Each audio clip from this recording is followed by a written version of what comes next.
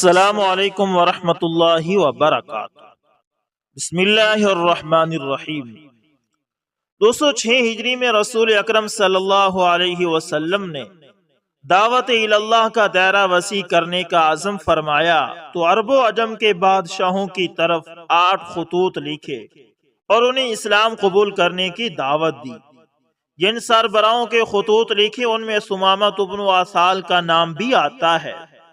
بلا شبہ ثمامہ بن عثال کا شمار زمانہ جاہلیت کے باروب عرب بادشاہوں میں ہوتا ہے، اور یہ قبیلہ بنو حنیفہ کے قابل رشک سردار تھے، اور یمامہ کے ایسے ہر دل عزیز اور باروب سربراہ تھے کہ جس کی کبھی بھی حکم عدولی نہ ہوتی تھی۔ زمانہ جاہلیت میں ثمامہ کو جب نبی اکرم صلی اللہ علیہ وسلم کا خط ملا تو اس نے بڑی حقارت سے دیکھا۔ اس کی سطوت و نخوت نے اسے گھنونا جرم کرنے پر آمادہ کیا۔ حق بات سننے کے لیے اس کے کان بہرے ہو گئے۔ پھر اس پر یہ جنون طاری ہوا کہ رسول اللہ صلی اللہ علیہ وسلم کو قتل کر دے اور آپ کے مشن کو ناکام بنا دے، لیکن وہ اپنے اس منصوبے کو پایہ تکمیل تک پہنچانے کے لیے مناسب موقع کی تلاش میں رہا۔ ایک دفعہ اسے موقع ملا، وہ دبے پاؤں حضور اکرم صلی اللہ علیہ وسلم پر پیچھے سے وار کرنے ہی والا تھا، لیکن اس کے چاچا نے اس کا ہاتھ روک دیا۔ اس طرح آپ اللہ تعالی کے فضل و کرم سے دشمن کے شر سے محفوظ رہے۔ ثمامہ نے رسول اکرم صلی اللہ علیہ وسلم سے تو اپنا ہاتھ روک لیا، لیکن آپ کے صحابہ کرام رضوان اللہ علیہم اجمعین کو نقصان پہنچانے کے لیے کسی مناسب موقع کی تلاش میں رہا۔ ایک دفعہ ایسے ہوا کہ بہت سے صحابہ کرام رضوان اللہ علیہم اجمعین کا محاصرہ کر کے انہیں بے دریغ قتل کر دیا۔ یہ اندوناک خبر سن کر نبی اکرم صلی اللہ علیہ وسلم نے عام اعلان فرما دیا کہ ثمامہ جہاں کہیں ملے اسے قتل کر دیا جائے۔ اس دلخراش واقعے کو گزرے ابھی چند دن ہی ہوئے تھے کہ ثمامہ بن عثال کے دل میں آیا کہ بیت اللہ کی زیارت کی جائے، اس لیے وہ یمامہ سے سوئے مکہ معظمہ روانہ ہوا۔ اس کی دلی تمنا تھی کہ طواف کعبہ کرے اور بیت اللہ میں رکھے گئے بتوں کے نام پر جا کر جانوروں کو ذبح۔ جناب ثمامہ بن عثال مدینہ منورہ کے قریب ابھی راستے ہی میں تھے کہ ان کے ساتھ اچانک ایک ایسا حادثہ پیش آیا جو ان کے وہم و گمان میں بھی نہ تھا۔ ہوا یہ کہ رسول اللہ صلی اللہ علیہ وسلم کا ترتیب دیوا ہوا مجاہدین اسلام کا ایک گروہ مدینہ منورہ کی نگرانی پر مامور تھا۔ مبادا کہ کوئی مدینہ منورہ پر رات کے وقت اچانک حملہ نہ کر دے۔ مجاہدین کا یہ گروپ گشت کر رہا تھا کہ انہوں نے راستے میں جاتے ہوئے جناب ثمامہ کو گرفتار کر لیا، لیکن انہیں معلوم نہ تھا کہ یہ کون ہے۔ وہ انہیں پکڑ کر مدینہ لے آئے اور مسجد نبوی صلی اللہ علیہ وسلم کے ایک ستون کے ساتھ باندھ دیا۔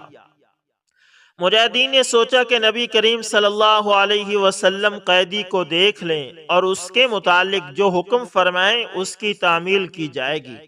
نبی کریم صلی اللہ علیہ وسلم جب مسجد نبوی میں تشریف لائے، آپ نے دیکھا کہ ثمامہ بن عثال مسجد کے ایک ستون کے ساتھ بندھا ہوا ہے۔ اسے اس حالت میں دیکھ کر آپ صلی اللہ علیہ وسلم نے ارشاد فرمایا، کیا جانتے ہو کہ تم نے کسے گرفتار کیا؟ صحابہ کرام رضوان اللہ علیہم اجمعین نے عرض کیا، یا رسول اللہ صلی اللہ علیہ وسلم، ہمیں تو علم نہیں۔ آپ صلی اللہ علیہ وسلم نے ارشاد فرمایا، یہ تو ثمامہ بن عثال ہیں، اب اس کے ساتھ حسن سلوک سے پیش آنا۔ گھر میں جو کھانا ہے وہ ثمامہ بن عثال کے لیے بھیج دیا جائے۔ پھر آپ صلی اللہ علیہ وسلم نے حکم دیا کہ میری اونٹنی کا دودھ صبح و شام اسے پلایا جائے۔ آپ کے حکم کی فوراً تعمیل کی گئی۔ پھر نبی صلی اللہ علیہ وسلم ثمامہ بن عثال کی طرف متوجہ ہوئے تاکہ اسے اسلام قبول کرنے کی دعوت دیں۔ آپ نے بڑے ہی مشفقانہ انداز میں دریافت کیا، ثمامہ کیا رائے ہے؟ سمامہ نے جواب دیا، بہتر ہے، اگر آپ مجھے قتل کر دیں تو یقیناً ایک ایسے شخص کو قتل کریں گے جس نے آپ کے صحابہ کا خون بہایا، اگر معاف فرما دیں تو ایک قدردان پر مہربانی ہوگی، اور اگر مال چاہیے تو جس قدر فرمائیں مال آپ کی خدمت میں پیش کر دیا جائے گا۔ رسول اللہ صلی اللہ علیہ وسلم تشریف لے گئے اور انہیں 2 دن تک اسی حالت میں رہنے دیا، لیکن کھانا پانی اور دودھ باقاعدگی سے انہیں ملتا رہا۔ پھر آپ نے دریافت فرمایا، سمامہ کیا رائے ہے؟ انہوں نے کہا، بات تو وہی ہے جو میں پہلے عرض کر چکا ہوں، اگر آپ معاف فرما دیں تو ایک قدردان پر مہربانی کریں گے، اگر آپ مجھے قتل کر دیں تو ایک ایسے شخص کو قتل کریں گے جس نے آپ کے ساتھیوں کا خون بہایا ہے، اور اگر مال چاہیے تو آپ کی منشا کے مطابق مال آپ کی خدمت میں پیش کر دیا جائے گا۔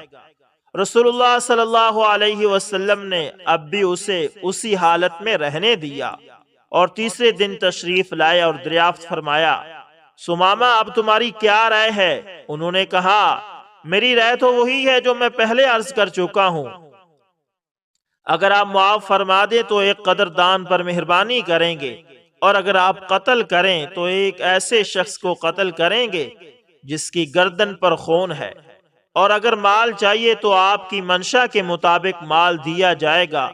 رسول اللہ صلی اللہ علیہ وسلم نے صحابہ کرام رضوان اللہ علیہم اجمعین کو حکم دیا کہ اسے آزاد کر دو۔ جناب سمامہ آزاد ہونے کے بعد مسجد نبوی سے نکل کر ایک طرف چل دیے۔ مدینہ منورہ کی ایک جانب بقیع کے نزدیک ایک نخلستان تھا، وہاں ایک مقام پر پانی بھی جمع تھا۔ آپ نے اونٹنی وہاں بٹھا کر خوب اچھی طرح غسل کیا اور واپس مسجد نبوی میں آ کر سب لوگوں کے سامنے بآواز بلند کہا، اشہد ان لا الہ الا اللہ و اشہد ان محمدن عبدہ و رسولہ، میں گواہی دیتا ہوں کہ اللہ تعالیٰ کے سوا کوئی معبود حقیقی نہیں، اور گواہی دیتا ہوں کہ محمد صلی اللہ علیہ وسلم اس کے بندے اور رسول ہے۔ بعد ازاں محبت بھرے انداز میں یوں گویا ہوئے، میرے پیارے محمد صلی اللہ علیہ وسلم، اللہ کی قسم اسلام قبول کرنے سے پہلے روئے زمین پر مجھے آپ کے چہرے سے زیادہ کوئی چہرہ برا نہ لگتا تھا، لیکن آج میرے لیے کائنات میں تمام چہروں سے محبوب ترین چہرہ آپ ہی کا ہے۔ اللہ کی قسم آج سے پہلے آپ کا یہ شہر دنیا کے تمام شہروں سے زیادہ برا معلوم ہوتا تھا، اور آج یہ مجھے تمام شہروں سے زیادہ محبوب دکھائی دیتا ہے۔ پھر اس کے بعد درد بھرے لہجے میں عرض کی، یا رسول اللہ صلی اللہ علیہ وسلم، مجھے انتہائی افسوس ہے کہ میں نے آپ کے صحابہ کرام رضوان اللہ علیہم اجمعین کا بے دریغ خون بہایا، بھلا میرے اس جرم کا مداوع کیسے ہو سکتا ہے؟ یہ سن کر نبی کریم صلی اللہ علیہ وسلم نے ارشاد فرمایا، سمامہ آپ گھبرائیے نہیں، اسلام پہلے سب گناہوں کو مٹا دیتا ہے، اور آپ نے اس کو خیر و برکت کی بشارت دی جو اللہ تعالیٰ سبحانہ و تعالیٰ نے اسلام قبول کرنے کی بدولت اس کے نصیب میں لکھ دی تھی۔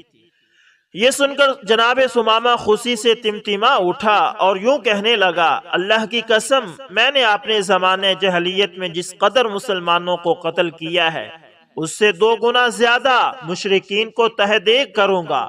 اب میری جان، میری تلوار اور جو کچھ بھی میرے پاس ہے سب کچھ آپ کی اور آپ کے دین کی خدمت کے لیے وقف ہے۔ پھر عرض کی، یا رسول اللہ صلی اللہ علیہ وسلم، مجھے اجازت ہو تو میں عمرہ ادا کراؤں۔ نبی صلی اللہ علیہ وسلم نے ارشاد فرمایا، عمرہ ضرور ادا کریں لیکن اسلامی تعلیمات کی روشنی میں، اور آپ نے انہیں عمرہ ادا کرنے کا طریقہ بھی سمجھا دیا۔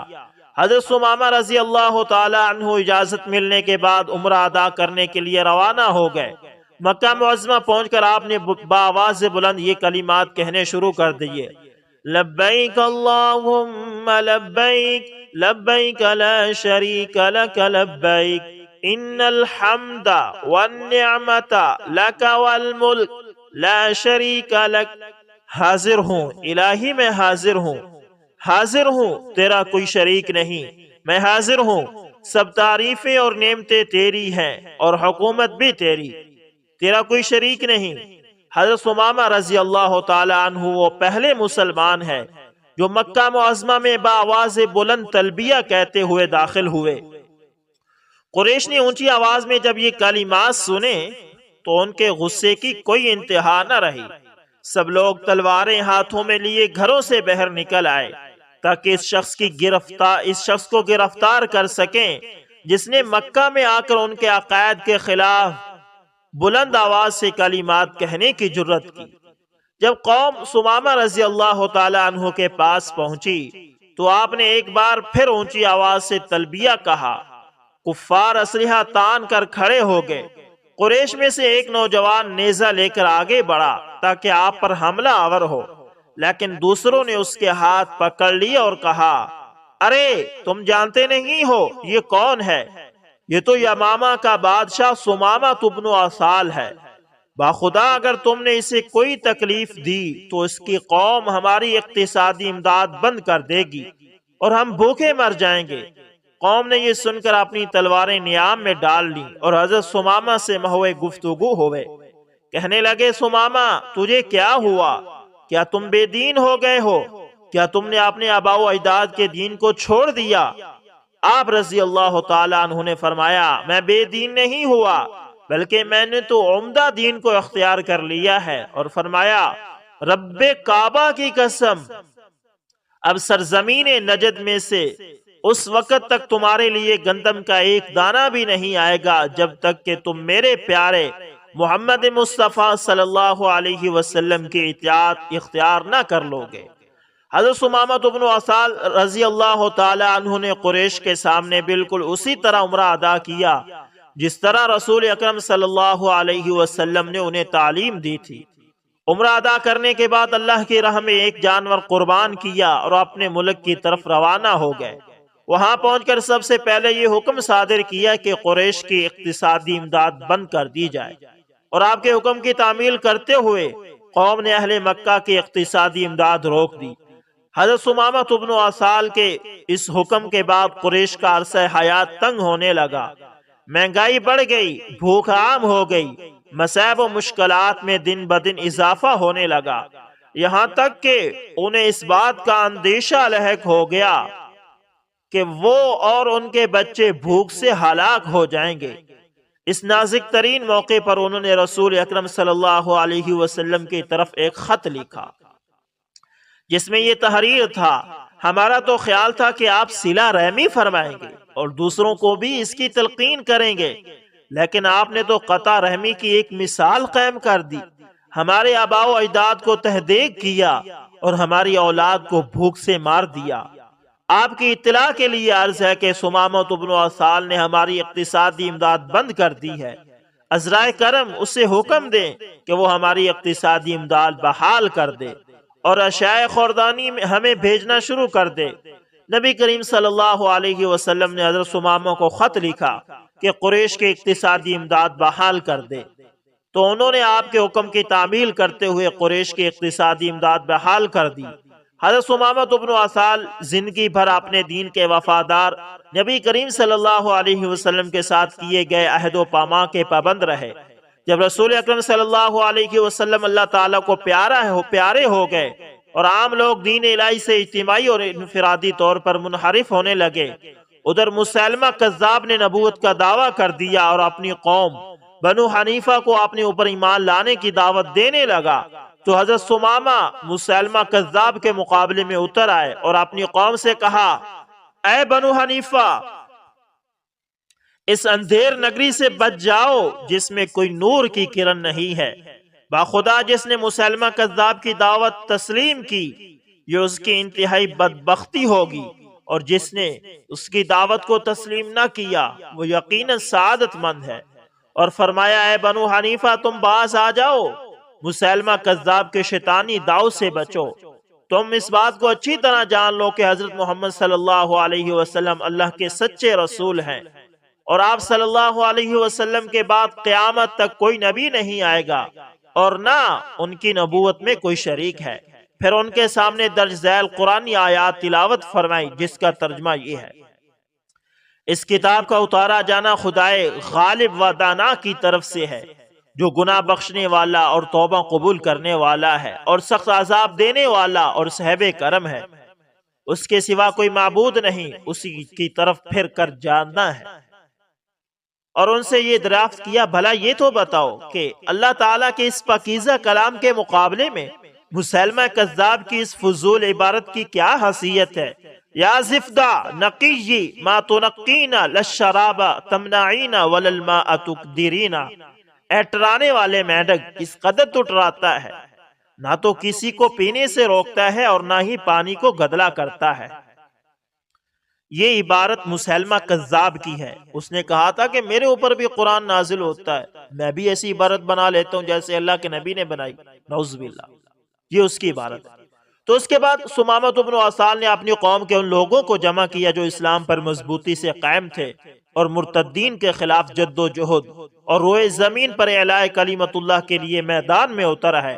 اللہ سبحانہ و تعالی ثمامۃ بن اسال رضی اللہ تعالی عنہ کو اسلام اور مسلمانوں کی جانب سے جزائے خیر عطا فرمائے اور جنت میں انہیں اعزاز نصیب فرمائے جس کا وعدہ اہل تقوی سے کیا گیا ہے۔ تو دوستو امید کرتا ہوں ویڈیو آپ کو اچھی لگی ہوگی، پسند آئے تو لائک شیئر کمنٹ لازمی کریں، اور اگر آپ ہمارے channel AS information T V پر نئے تو اس کو بھی لازمی سبسکرائب کریں اور ساتھ میں بیل کے نشان کو دبانا نہ بھولیے گا تاکہ ہر نئی ویڈیو کو نوٹیفیکیشن آپ تک پہنچتا رہے۔ ملتے ہیں کسی نیکسٹ اچھی سی ویڈیو کے اندر، تب تک کے لیے اللہ حافظ۔